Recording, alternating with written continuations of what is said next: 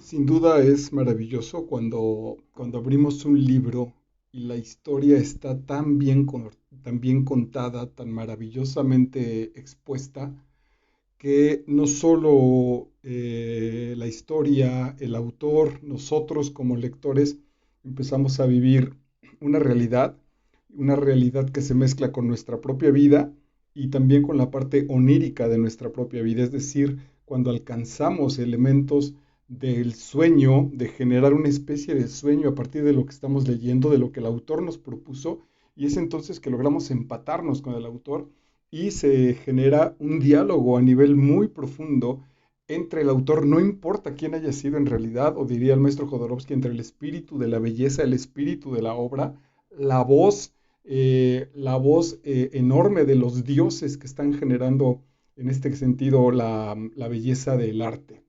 Eso es lo que se logra con El sueño del Celta, una extraordinaria novela, muy maravillosamente bien escrita, eh, con un par de historias paralelas perfectamente bien sostenidas y que nos lleva pues desde el asunto de conmovernos y de sentir la indignidad más escandalosa con respecto a los temas que toca esta extraordinaria novela muy apegada al mundo y por otro lado nos eleva, nos saca justamente de ese mundo para llevarnos a este sueño maravilloso de este personaje.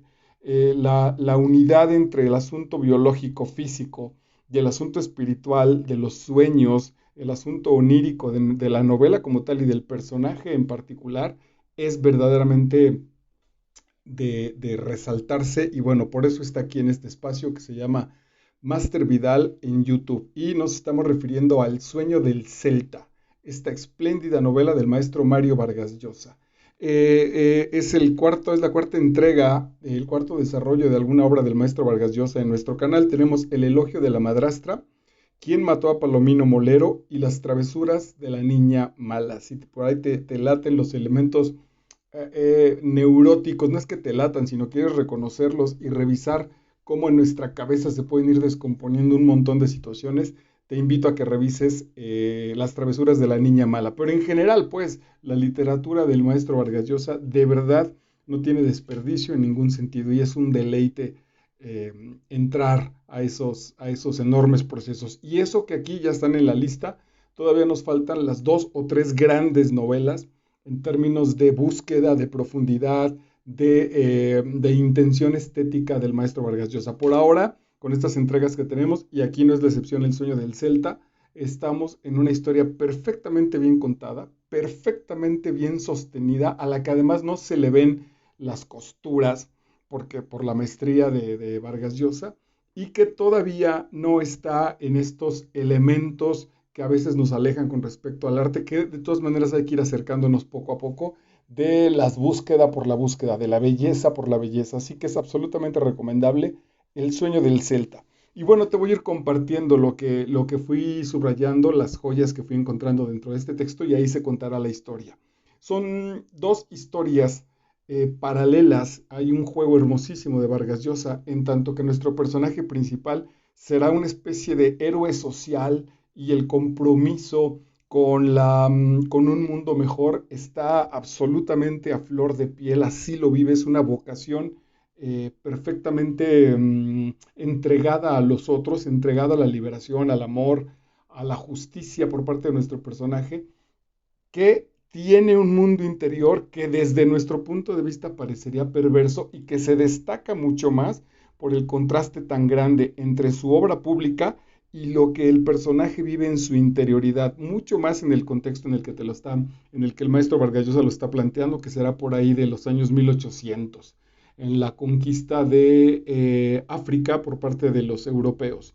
Y bueno, esa especie de conquista e invasión y todo lo que implica. Y luego lo traslada a una América Latina, a un Perú, un Brasil, cualquier país en realidad de América Latina, donde se vive de la misma manera, donde hay este elemento, especie de aventura de los occidentales, pero que en realidad está disfrazado de rapiña, de deseo, de agandalle, de valores que no consideran al otro como un otro. A mí me parece que le hace un tremendo homenaje también a esa línea tan clara que tenemos en El corazón de las tinieblas del maestro Joseph Conrad, que también está ya trabajada en nuestro canal de YouTube. Hay mucha, sí, yo diría que es una especie de homenaje en este viaje a lo selvático, a lo profundo, a lo otro en tanto desconocido, que no es más que reflejo de lo otro, que es parte en realidad de mi propia interioridad. Entonces, esas dos historias del Congo en África y después del Perú y las minas en América Latina van de manera paralela, quizá más bien superpuesta, digamos, con respecto al tiempo. Y el otro paralelismo bellísimo, el de nuestro personaje, que ya te lo decía, es capaz de hacer estas labores maravillosas y extraordinarias con respecto hacia afuera, hacia la entrega a los hombres, y por dentro una, una visión de su propio mundo, de su propio mundo amoroso y de su vida sexual bastante retorcida en sus propias experiencias y en sus propias palabras, basada en la vida de un personaje real que a su vez Vargas Llosa es muy fino, también termina siendo una especie de sueño. También la biografía de este personaje real está llena, como cualquiera de nosotros, de historias, de situaciones míticas, no tenemos la verdad. Y aquel que se diga que tiene la verdad, en realidad no tendrá más que la verdad para sí mismo, la verdad para su propio sueño, la verdad para su propio camino y sus propias conversaciones. Abre la novela diciendo, cuando abrieron la puerta de la celda, y aquí aparece la primera imagen de que, a lo que le vamos a entrar no es claro, cuando abrieron la puerta de la celda, con el chorro de luz y un golpe de viento, entró también el ruido de la calle que los muros de piedra apagaban. Ya estamos aislados, tenemos a alguien preso en concreto, pero también se está refiriendo a nosotros, a un libro. Cuando se abre la primera página del libro, se abre la magia, entra el ruido del libro, entra el chorro de luz del libro, entran los vientos del texto para ese preso que somos de nosotros mismos, de nuestro tiempo, de nuestra mecanicidad, de nuestra vida monótona, que se abre a otro universo en la participación y en el diálogo de nuestra imaginación con la imaginación del escritor, a dialogar de manera amorosa. Entonces dice, el ruido de la calle que los muros de piedra apagaban y Roger se despertó asustado, pestañeando, confuso todavía, luchando por serenarse. Divisó, recostada en el baño de la puerta, la silueta del sheriff. Es decir, tremenda génesis de la novela.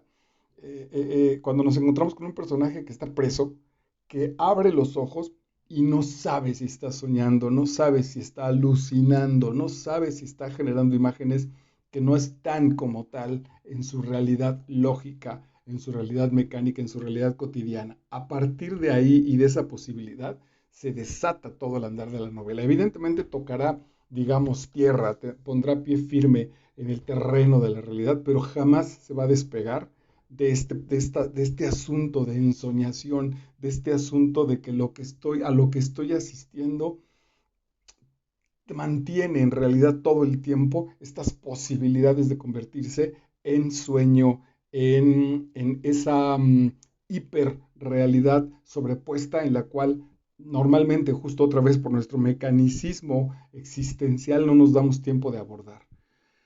Había una sola palabra que fuera la raíz de todas las cosas horribles que ocurrían aquí. Esa palabra era codicia. Otra vez, será casi un génesis religioso.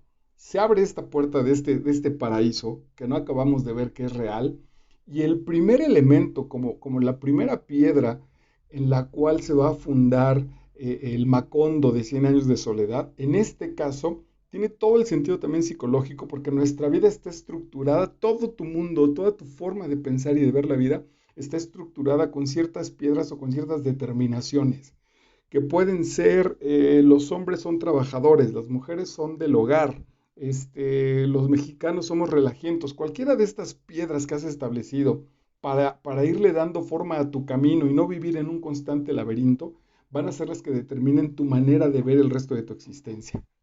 En el caso de la novela, una de las piedras fundamentales que detecta el autor es la codicia.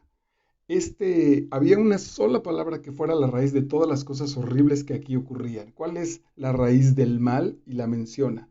Esa palabra era codicia. codicia de ese oro negro que para desgracia de su gente albergaba en abundancia en los bosques congolenses. ¿Cuántas? El petróleo tan lejos, tan cerca de los Estados Unidos, creo que es el asunto, ¿no?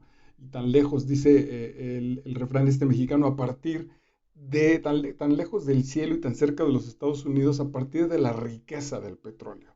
Los países que generan riquezas naturales han sido brutalmente aplastados y no ven a lo mejor a paso muy lento, pero no hay verdaderamente un cambio en su vivir, un cambio en su asunto económico, un cambio en su desarrollo.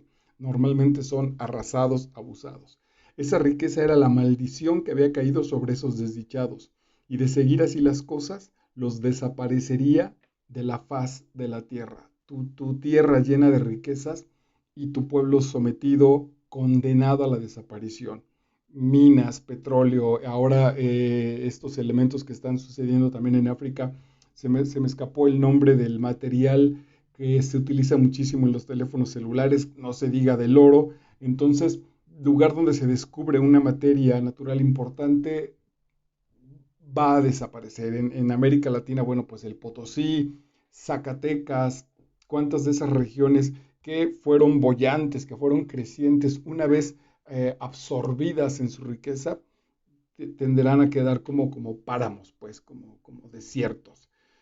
Eh, Esa es a lo que está nuestro personaje, se va a dedicar a revisar los tratos en estas compañías, a que digamos que será una especie de precursor de los derechos humanos, con lo que implica también que se echa a la gente de la compañía y a los ricos y a los burgueses encima y le harán la vida imposible, y sin embargo él es bastante centrado, valiente, echado para adelante, y por otro lado también se gana pues mucho justo la amistad, la admiración de la gente explotada. Y está esta parte que él vive como una parte sombría, que es su homosexualismo. No sé si a esto se refiere. Dice, esos cuerpos de ébano con cicatrices rojizas como viboritas rajándoles las espaldas. Habla de la población africana, que estos cuerpos de ébano traen esta especie de rajitas que son las marcas de los latigazos, de los castigos que han recibido por cualquier razón en realidad, pues es un abuso brutal. Esos cuerpos de ébano con cicatrices rojizas como viboritas, rajándoles las espaldas, las nalgas y las piernas, los muñones de niños y viejos en sus brazos cercenados, las caras macilentas, cadavéricas, de las que parecían haber sido extraídas la vida, la grasa, los músculos, quedando en ellas solo la piel, la calavera y esa expresión o mueca fija que expresaba, más que el dolor, la infinita estupefacción. Es, es, es grandioso Vargas Llosa. El punto máximo del horror ya no está en el horror. Quizá el punto más prolongado, el punto máximo, el punto más elevado del horror ya no es horror, ya es estupefacción. Más grande que el más grande de los horrores está todavía, creo yo, le voy a llamar yo así, la capacidad o la posibilidad de decir no puede ser. La estupefacción es el asunto de decir lo que estoy viendo no es cierto. Hay otra vez el sueño, la cancelación de la realidad. Es tan brutal la realidad. Habla de los latigazos, del desmembramiento de cuerpos, el abuso abuso sexual con niñas muy pequeñas, una serie de barbaridades brutales, tan extraordinarias, que ponen en duda nuestra capacidad de creer que sean ciertas. Entonces, ese punto me encanta, pues, porque es muy artístico, además, en términos de definir algo fuera de lo que estamos definiendo. Es una especie de metáfora implícita, pero a mí me ha encantado pensar que lo más horrible que te puedas imaginar es justo que eres incapaz de imaginarlo. Ese es el asunto. Entonces, eso también hace una especie de cueva profunda, brutal, porque entonces ante la máxima expresión de brutalidad, de violencia, siempre queda la posibilidad de que ese túnel, el túnel, como diría Sábato en otra historia, ese túnel no tenga fin. Ese túnel siempre puede seguir siendo explorado, siempre puede seguir siendo habitado, lo cual ya es en realidad de generar estupefacción, de generar un asunto de decir, güey, no es cierto, ya basta, pues, de incluso prefiero cancelar la vida, prefiero fugarme de la existencia a seguir asistiendo a la posibilidad de que este túnel de violencia, de irracionalidad, de maltrato, de dolor, siga creciendo. Y se pregunta en un párrafo más adelante, ¿sería así toda la historia?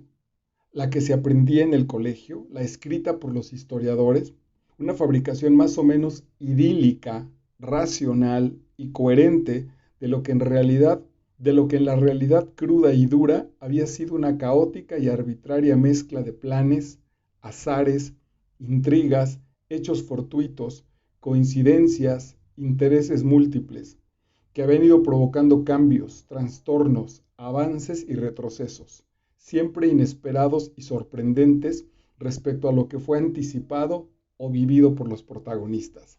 Esta historia de cualquiera de nuestros pueblos, sobre todo si fuimos sometidos, ya tiene un halo, ya tiene un velo eh, de que todo está bien, de que todo fue para bien, de que estaba justificado, de que esos hombres tenían otros pensamientos y que también nos haría revisar una historia cruda, una historia tal cual fue. Quizá incluso sin, es muy difícil, al ser establecida por nuestra propia humanidad, irremediablemente vamos a tomar partido por más ligero que parezca, lo cual está bien, pero también esa otra versión, dice Vargas Llosa, en esta novela es lo que expone. Así ha sido la historia, el triunfo, la proeza de los países conquistadores, el afán europeo de extender el cristianismo, la paz, la civilidad, los valores de la Revolución Francesa, ¿de veras se las compramos? ¿O el impacto ha sido tan brutal, tan ferozmente violento, que no nos hemos podido recuperar y eso quitándonos como víctimas, absolutamente saliéndonos de ahí, porque además me parece que ya es momento de regenerar otras posibilidades, pero entonces tan fuerte fue el madrazo que hemos tardado más de 500 años en recuperarnos de ese golpe. Estoy hablando de esto que se conoce como la conquista de México. Generaciones y generaciones y generaciones a las que se les va dando estos elementos. Bueno, pues ahí la literatura, con todo lo que te digo, ya cargado de belleza, de ensoñación, de espiritualidad, también sin proponérselo, porque me parece que por ahí está justo ese hermosísimo detalle que pasa por un lado, que no señala, sino que pasa por un lado, pero ese lado nos da una perspectiva también social, también política, también liberadora con respecto a qué es la historia y cómo nos movemos los seres humanos. Yo creo que, como aparece en la novela, si una de las primeras piedras, quizá la más importante, la que genera, la que da origen al mal, es la codicia, de ahí podemos ir viendo montón de situaciones en la literatura, en la política, en la historia misma, de cómo entonces nuestra humanidad está en crisis, está brutalmente violentada y que ahí hay muchísimo trabajo por hacer. Uno de los brutales problemas que aparece en la novela. Aquí el gran problema es la compra y venta de las niñas indígenas. El Congo otra vez. El Congo por todas partes. Aquí podría ser como justo en la novela de Conrad, El corazón de las tinieblas. El Congo es eso, es esa maldad, es esa codicia. El Congo es esa codicia brutal, esa codicia jamás satisfecha, ese hueco interior a nivel personal, ese grito en la pintura, pero esa brutal ansiedad, ese brutal espacio, ese vacío terrorífico que los seres humanos intentamos llenar. En este caso, bueno, pues abusando de niñas, conquistando esos pueblos, violentando, desmembrando, con toda la violencia que ya te he comentado. El mismo personaje en su redención, en su accionar político, también piensa justo que ese hueco está hacia su interior, hacia su erotismo, hacia su propia o a la propia violencia que aplica él con las relaciones que tiene. es padrísimo, pues, porque este personaje, por otro lado, tan cuidado, tan elegante, tan estudiado, tan bien hablado, como dicen los franceses, de un saber ser y saber hacer. Por otro lado, en baños públicos, ligando pues, con la gente del mercado, con gente muy violenta, jugándose a la suerte ese trato. A veces le irá muy bien, a veces saldrá muy mal, golpeado en medio de chismes, etcétera, etcétera. Bueno, esa parte oscura también que todos nosotros guardamos, que sin duda alguna, eso lo hemos trabajado en la parte del desarrollo espiritual en este canal. Mientras más intentamos cubrirla, mientras más intentamos que la gente no se dé cuenta de eso, más se desata nuestra neurosis interior. Casement es nuestro personaje. Dice, ¿no ve usted qué lugar es este señor Casement? Aquí no hay ninguna autoridad, ni policía, ni jueces, ni nadie. Quienes trabajan aquí de jefes, de capataces, de ayudantes, no son personas educadas, sino en muchos casos analfabetos, aventureros, hombres rudos, endurecidos por la selva. A veces cometen abusos que espantan a un civilizado. Este lo destaqué porque me parece que, claro, no es culpa de Vargas Llosa porque él solamente lo está exponiendo en realidad, pero me parece que está cargado de justificación que no nos permite ir al fondo. Es decir, aquí, pero eso hace mucho sentido con nuestros pueblos. Aquí, no sé si te dije la fecha hoy es lunes 30 de agosto del año 2021 y estoy transmitiendo desde la Ciudad de México. Bueno, aquí en México hay muchos reclamos con respecto a la autoridad. Desde el básico, cuando yo daba clases en una escuela, donde los chicos pedían que yo ejerciera el control con respecto a algunos muchachos que no trabajaban o que no entregaban tarea o que hacían ruidos, etcétera. Y ese nivel puesto también a nivel social. Hay marchas, hay mítines donde a la autoridad se le reta porque no pone el orden. No está mal partiendo de destacar ciertos puntos, pero habla también de una sociedad o en este caso de un grupo con niveles infantiles. Necesitamos, o es tan fuerte, o ha sido tan fuerte la imagen de la gente que nos conquistó, que asumió el poder, que nos colocó históricamente en una posibilidad tan de poca participación, tan controlados, que nos basta con quejarnos. Que el gran elemento, creo que tenemos dos elementos en lo cual vendría a ser una democracia muy pobre. Uno es el voto, que tenemos que en nuestras sociedades tenemos que votar por gente que ellos determinan. No es que yo pueda votar por mi vecino o por un compañero maestro o que pueda votar por mí. Es que tengo que votar por lo que los partidos políticos están manejando. Eso reduce muchísimo la posibilidad real. Y la otra es la queja. Y sobre todo la queja tiene una trampa enorme. Pensar que, claro, la queja es muy liberadora, pero no modifica la realidad, ni genera conciencia y nos coloca como víctimas. Ese es mi punto, que estamos en una sociedad victimizada, donde este tipo dice, bueno, pues si no hay autoridades o si las que hay no han estudiado, si son hombres rudos, si son aventureros, entonces vamos a tener esa condición en nuestra situación, en nuestro nivel social. Me parece que no es, que es momento, por medio de muchísimo trabajo, es momento de tomar el control de nuestro nivel social, así como a nivel familiar, también de nuestro nivel social. Es momento de reeducarnos, de dialogar, de hablar, de generar límites, de poner condiciones, si es necesario, para esos límites, pero no a partir de la autoridad, no a partir de que entonces el presidente que llegue y que organice al país. No, porque nos deja, insisto, como víctima, nos deja, bueno, nosotros somos niños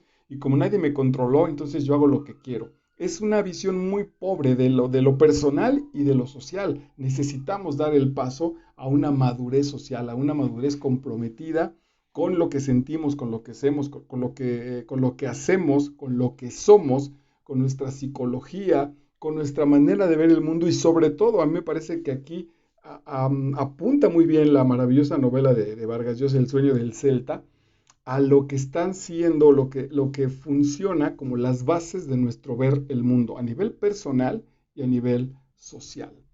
Este mismo personaje que se mete a los baños públicos o a los baños de los parques a ver si se liga con alguien, tiene esta otra parte. Y entonces aquí dice, hablando de cosas bellas y elevadas, arte, libros, teatro, música, lo mejor que había producido ese contradictorio ser humano que era también capaz de tanta maldad como la que reinaba en las caucherías de Julio Arana, en el Putumayo. Este es el Putumayo, esa es la otra parte. La primera fue con el caucho, de dónde surge el caucho en el Congo, en África, y después cómo se acaban, pues termina muy mal ese, además de que agotan el asunto natural, también con la población y con los esclavos, y entonces después lo encuentran en esta maldición que fue encontrarlo en el Putumayo, en el Perú, y bueno, pues cae la maldición disfrazada de riqueza, disfrazada de risas, disfrazada de vinos importados, disfrazada de fiesta. En realidad es un brutal monstruo que viene a devorar el lugar desgraciado que ha sido señalado por Dios tal cual como un dedo señalara ese tesoro que va a venir a empobrecernos más, esa brutal paradoja. Y en pues ese es el mundo, ese es justo lo que tenemos que resolver. Somos capaces de generar, como en estas ciudades, en el Potosí, en Zacatecas, en toda la literatura, el maravilloso libro este del maestro Galeano, Las venas abiertas de la América Latina, habla justamente de esos procesos, lugares que crecieron, como la novela estamos a punto de trabajar aquí, la novela de los 100 años de soledad, que levanta un pueblo, que levanta un Macondo, solamente después para verlo desmoronarse, para ver cómo un castillo de arena justamente se deshiciera y dejar abandono, pobreza, carencias brutales en esos espacios. El siguiente dice, las palabras negaban los hechos y los hechos desmentían a las palabras, no había coherencia y todo funcionaba en la engañifa generalizada, en un divorcio crónico entre el decir y el hacer que practicaba todo el mundo. A mí me parece que otra vez es que aquí está lo bello de la literatura y cómo entonces esta novela que tiene amor, que tiene sexualidad, que tiene pasión, que tiene brutalidad, que nos lleva, que nos está contando y la acompañamos, que nos divierte, creo que ese era el término que quería encontrar, cómo funciona para dejarme un ensayo sociopolítico, porque aquí el punto también justamente está por ahí. Yo creo que el gran mal a nivel pareja y a nivel institución en el continente o en el subcontinente latinoamericano es la falta de coherencia, la doble moral. Es justamente este proceso, una carencia de la verdad. Estamos tan acostumbrados que incluso decir la verdad podemos ser tachados de tontos o de estúpidos. Si no te preguntaron la verdad, ¿para qué la dices? Si pudiste engañar, si pudiste ganar, es más inteligente, socialmente tiene mayor reconocimiento el que tiene un trabajo que no lo cumple y que gana bien, que el tipo que se entregara a su trabajo, que a lo mejor no ganara tanto, pero que fuera un comprometido con su trabajo. Ese tipo va a ser un tonto. El tipo que juega con las reglas sociales es un estúpido, se puede abusar de él. El que aprende a romper, a corromper el contexto social y que no es atrapado, ese es el inteligente, ese es el héroe, ese es al que hay que seguir. En esta sociedad de doble moral y de situaciones falsas, de engañifa generalizada, tan abierta, tan brutalmente abierta que los honestos van a ser arrasados, a mí me parece que ahí está el mal de nuestra América Latina. Lo pudiera extender, pero no tengo mayor conocimiento de los pueblos atrasados de África o de cualquier parte del mundo. Estamos tan relativamente sometidos y tenemos tan poco compromiso con la verdad que estos son los resultados. Quizá peque yo por exceso. El otro día hablaba con alguien que se sintió molesto porque le dije, es que me dijiste que me mandaba, aquí está tu mensaje que dice, me reporto el jueves. Y el jueves no te reportaste. Entonces nuestro compromiso y todas las cosas que teníamos, yo ya las dejé ir porque no cumpliste con lo que tú escribiste, con lo que tú dijiste. Y por otro lado, de aquí hacia el futuro, la verdad es que no quiero hacer este negocio contigo. Y me tachó de exagerado y me tachó de hipermoral y de superético y ahí se quedó. Entonces yo fui el bicho raro, ¿no? Yo fui el bicho raro porque aquí en nuestra cultura, si alguien dice, va, nos vemos luego, ese nos vemos luego no tiene fecha y es muy probable que no nos veamos nunca. No hay un compromiso con lo que decimos porque nadie lo revisa, pero atención, no es que nadie lo revise, no lo reviso yo. A mí no me importa, porque incluso si yo cumplo con ese compromiso, por mínimo que sea, entonces puedo ser tachado justo de neurótico y de exagerado. También viví un proceso así en el que le dije, es que, pues, me has dejado plantado, me dijiste que venías tal día, me dijiste que me ibas a mandar tal cosa, me dijiste que escribirías, me dijiste que íbamos a hacer tales cosas, y no sucedió. Y no te estoy reclamando las cosas, te estoy reclamando la posibilidad de decir, oye, no se va a hacer, te aviso y lo modificamos. No, simplemente había tal cinismo, tal asunto en lo que es que lo que yo digo, pues así lo digo. Bueno, pues véselo a decir a alguien que no, y que igual que tú, no tengan compromiso y entonces al cual se pueda hablar y se pueda decir lo que sea, incluso lo que sea, se pueda parlotear. Abres la boca, tiras basura, el otro abre la boca, tira basura y no pasa nada porque sabemos que solo estás parloteando. Entonces, ¿qué sentido tiene la comunicación, el diálogo? Perfectamente podía hablar con alguien en cualquier otro idioma y yo en otro idioma que no entendiera esa persona y sería exactamente el mismo resultado si no nos comprometemos con lo que decimos. Entonces, a mí me parece que aquí hay una genial conclusión, una genial línea a trabajar sociológicamente en esta espléndida novela de Vargas Llosa. Por otro lado, quizá podamos ponernos comprensivos. Es tal el nivel, es tal nuestro nivel de inmovilidad. Socialmente somos tan pequeños, el poder de los papás, de los padres en la casa es tan brutal que no me queda de otra que engañar. La única manera en la que medianamente me puedo mover, sentirme libre, alcanzar algunas situaciones de éxito, algunos encumbramientos sociales, es a partir de la mentira. Entonces estamos tan jodidos ahí que por eso se ha vuelto sistemática. Últimas dos de este bellísimo libro. Desde que niño, la muerte de su madre, aquí es donde te digo que está la universalidad y los niveles de lectura que Vargas Llosa alcanza, es decir, toca el asunto espiritual, toca el asunto ético, toca el asunto socioeconómico, toca el asunto histórico, toca el asunto cultural y además hoy, digo, y en este momento, además toca el psicológico al interior de los personajes. ¿Qué está buscando este personaje en esta brutal contradicción entre Casamen entregar su alma por el bien de la sociedad, liberar a la gente del Congo, liberar a la gente del Putumayo, del Perú, y por otro lado esta especie de perversión que él vive?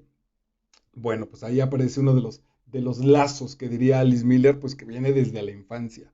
Desde que niño, la muerte de su madre lo sumió en una orfandad de la que nunca más se pudo librar. Ahí también para nosotros viene una línea durísima. De verdad te lo puedo decir, garantizado en mi actitud, en mi desarrollo existencial y vital, porque además sigo trabajándolo, pero si no estás en paz con tu infancia y con los monstruos de tu infancia, no hay desarrollo nunca. Puedes seguir creciendo, te pueden salir canas, puedes envejecer, puedes ganar dinero, puedes escribir, puedes tener éxito, puedes ser el rey del mundo, pero si tu principito, si tu niño está cargando dolores, jamás vas a ser feliz. Entonces, la muerte de su madre lo sumió en una orfandad de la que nunca más se pudo librar. Ese sentimiento justo, ¿no? Esa era la palabra que mejor describía lo que había sentido siempre en Escocia, en Inglaterra, en África, en Brasil, en Iquitos, en el Putumayo, un desterrado. Ah, genial, genial Vargas Llosa. Porque aquí la conclusión desde fuera es, insisto, si de niño no viviste el amor y no terminas en paz tu infancia, satisfecho con tu infancia, toda tu vida serás un desterrado. Y lo buscarás muy bien, como con nuestro personaje, a partir del amor por los demás, a partir de sublimar ese temor y ese dolor, lo buscarás en tu pareja, lo buscarás cambiando el mundo para bien, escribirás, harás arte, ayudarás a la gente, etcétera. Vivirás experiencias míticas, espirituales, profundas a nivel del alma para ser una luz que pueda guiar a los demás. O te irás a las drogas, serás alcohólico, serás un neurótico, te dará un paro cardíaco de tanto trabajo, serás un burning out a partir de tu brutal entrega detrás del dinero y de los dólares.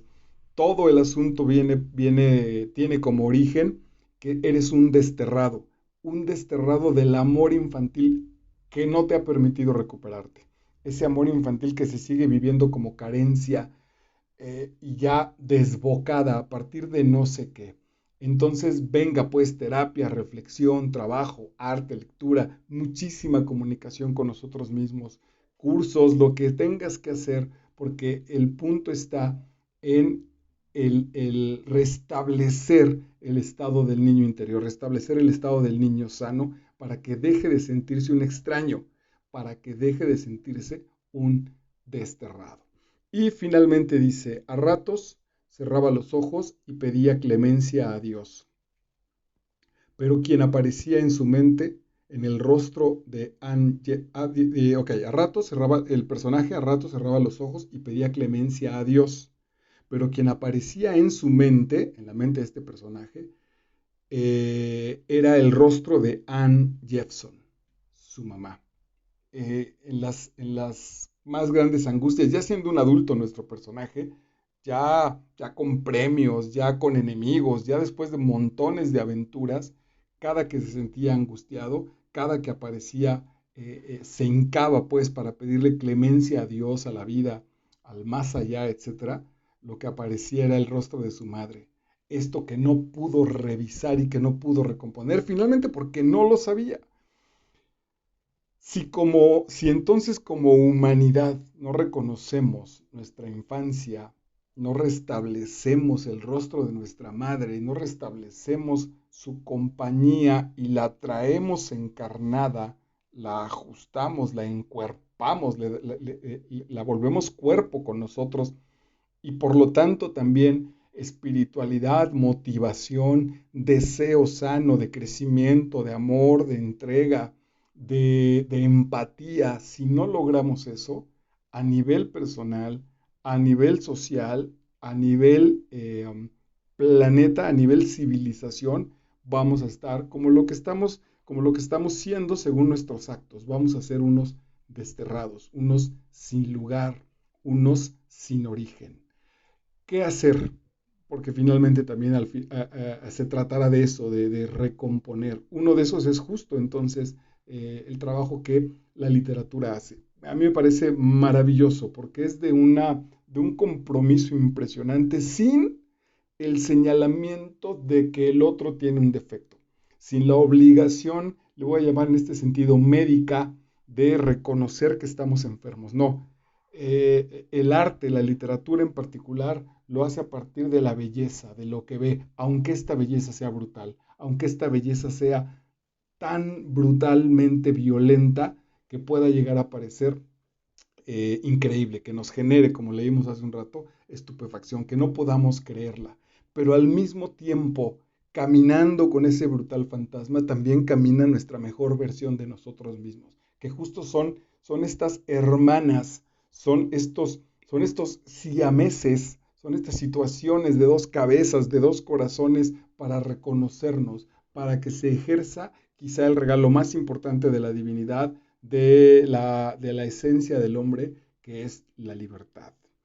Entonces, bueno, venga, pues te agradezco muchísimo porque este trabajo, que estés hasta este momento en esta charla, implica que estás apostando, sin negarlo, sin castigarlo, que estamos apostando por la belleza, por el arte, por el diálogo, por la civilidad, por las experiencias cada vez más profundas en términos espirituales, que no tienen nada que ver ni contradicen para nada el cuerpo, solo no estamos extraviados en el cuerpo, no estamos desterrados y entonces estamos tirando garras, palazos, balazos a cualquier parte de nuestra existencia, de nuestro alrededor, para ver si alguien nos contesta. Ya también lo hemos trabajado aquí, el Pedro Páramo del maestro Rulfo, para que nuestro viaje a Comala no sea tras de los muertos, sino sea justamente porque estamos tras de los vivos, porque Comala, esa nueva Comala, ese nuevo andar, también como otro, estoy acordándome ahorita de un texto aquí maravilloso del maestro León, que cerrará diciendo, citando a la región más transparente de Carlos Fuentes, para ver si algún día mis dedos se tocan con los tuyos, para ver si algún día, después de tanto horror, después de tanto Congo, después de tantas tinieblas, como aquí tenemos, el otro día contaba, tengo ya creo que 125 entregas de literatura, pues de esas 125 entregas no tengo la menor duda que 120 libros hablan de la maldad, de la violencia, de la sombra que somos los seres humanos. Bueno, no digo que eso tenga que cambiar, es necesario voltearla a ver, reconocerla, abrazarnos en ella, reconocer que de ahí somos, para también poder reconocer nuestras alas, para también poder ir generando sueños cada vez más hermosos, como me parece que es la pretensión de El sueño del Celta, bellísimo y profundo texto del maestro Mario Vargas Llosa. Soy Marco Vidal. Estás en Master Vidal. Muchísimas gracias por acompañarnos. Chao.